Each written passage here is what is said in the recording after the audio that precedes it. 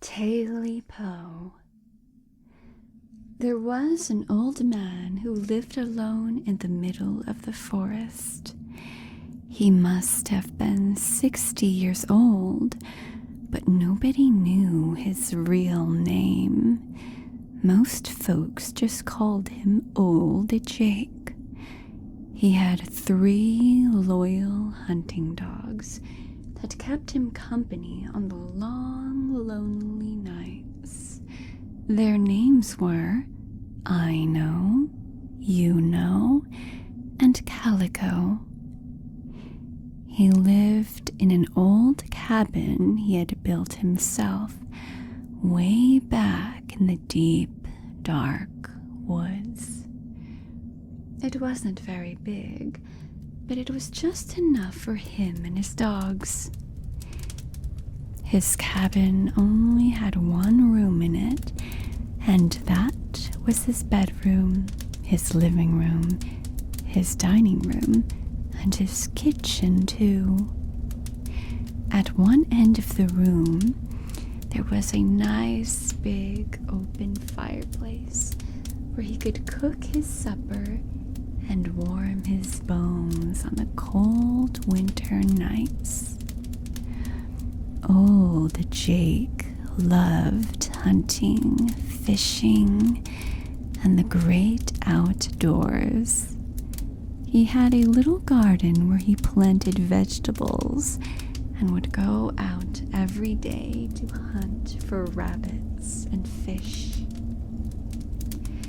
During the warm months, there was more than enough food to go around, but in the colder months, it was hard to keep his belly full. One cold winter night, the old man's stomach was grumbling, but there was nothing to eat in the cupboards but a few moldy potatoes. He stoked the fire in the fireplace to keep the cabin warm, and he went to bed. He was just about to fall asleep when he heard something in the room. He opened his eyes just in time to see a shadow creeping across the wall. When he sat up in bed and peered into the darkness, his eyes grew wide in terror. Sitting across the room from him was the weirdest looking creature he had ever seen. It was short and stubby, with pointed ears and bright yellow eyes that seemed to burn with some strange fire.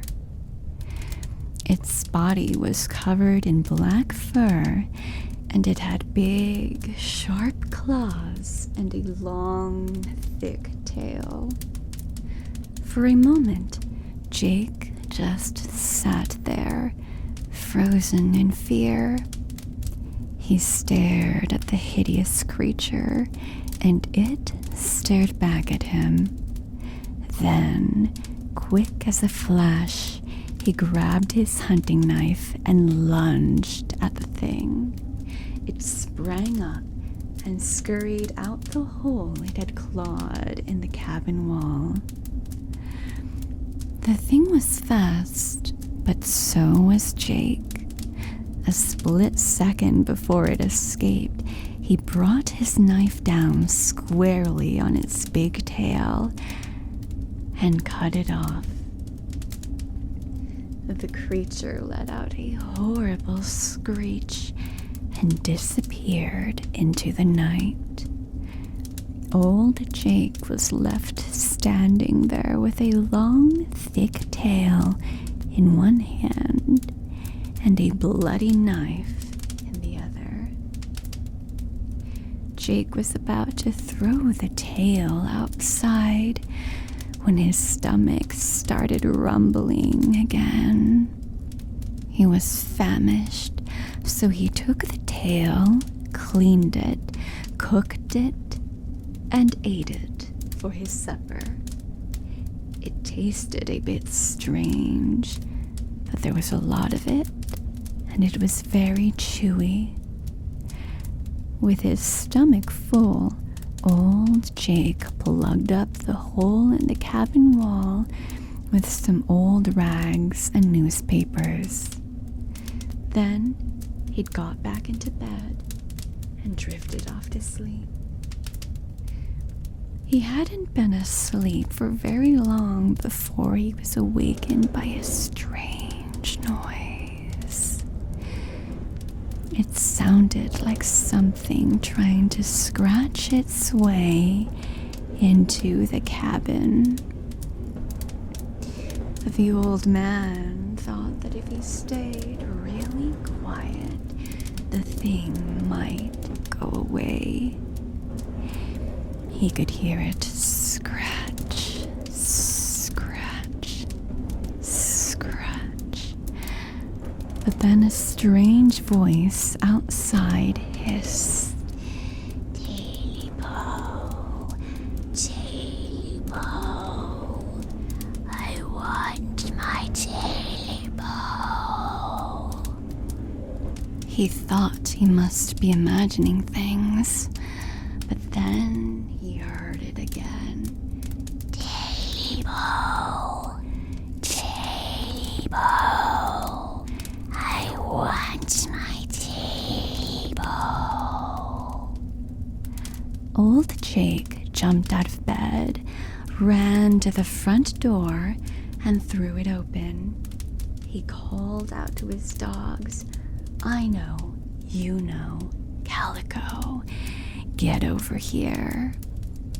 The dogs came tearing up to the cabin and ran around, barking and sniffing and snarling, but couldn't find a thing.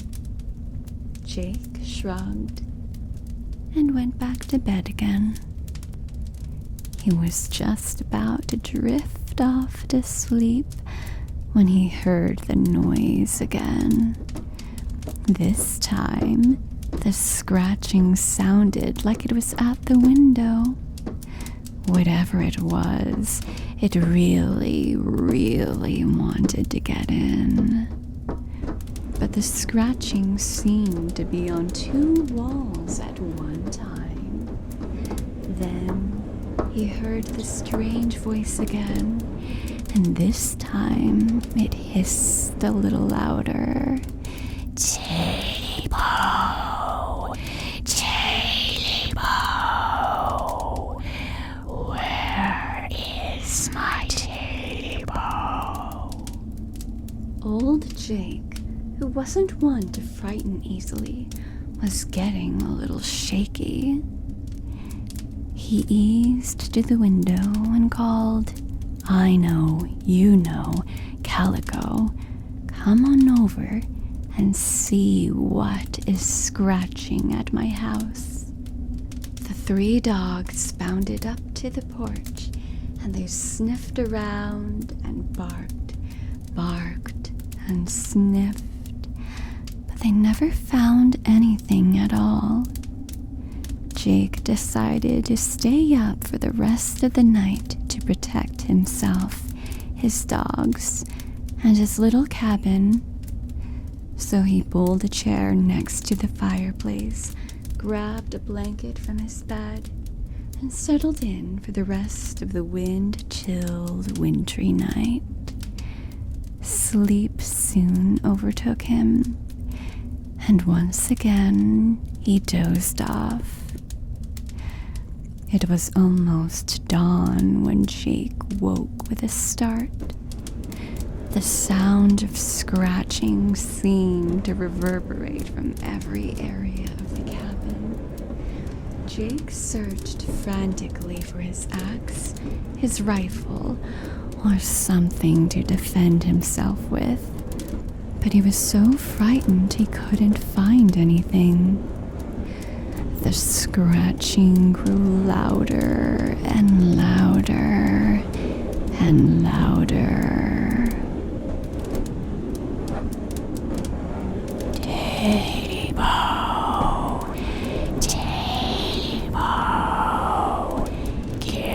me back my Tailypo. Jake yelled back, "Leave me alone. I ain't got your Tailypo." Then he called his dogs, but this time, the dogs didn't come. He waited and waited, but still, not one dog came running. Jake had never been so scared in his life. He ran to his bed and jumped in. The scratching and the voice grew louder and louder and louder. Tailypo, give me back my Tailypo. Jake yelled back as loud as he could. "I ain't got no Tailypo, so why don't you leave me alone and go on about your business? I ain't never hurt nobody or nothing. Just leave me alone." The scratching seemed to be inside the house now, and the voice was so loud it was deafening. "Tailypo, you took my Tailypo.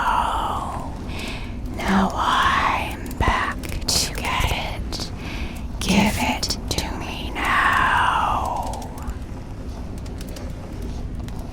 Jake pulled the cover up over his head and stayed as quiet as he could, but the scratching was now in his room.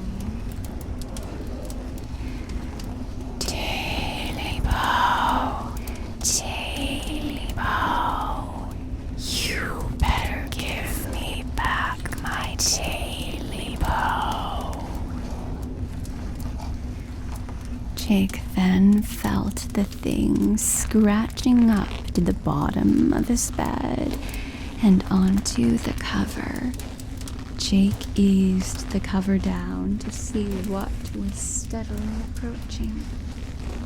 Then he saw it, a short, stubby creature with pointed ears, fat feet with long claws, and bloodshot red eyes that glowed in the dark.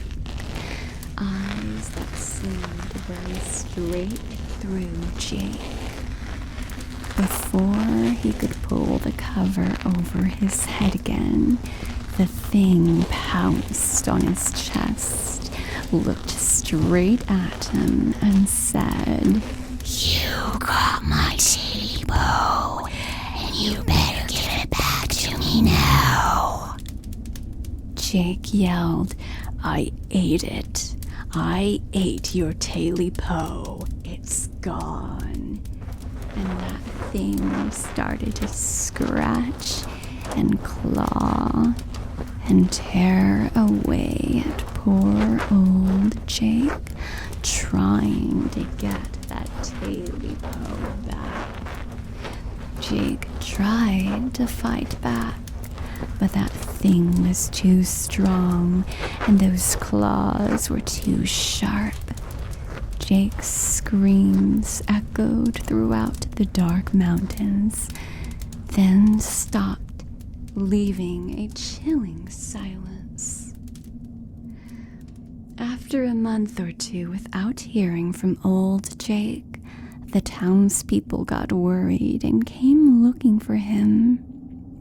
They hiked up the mountain and through the forest, but when they reached his cabin, they found it had been torn to shreds.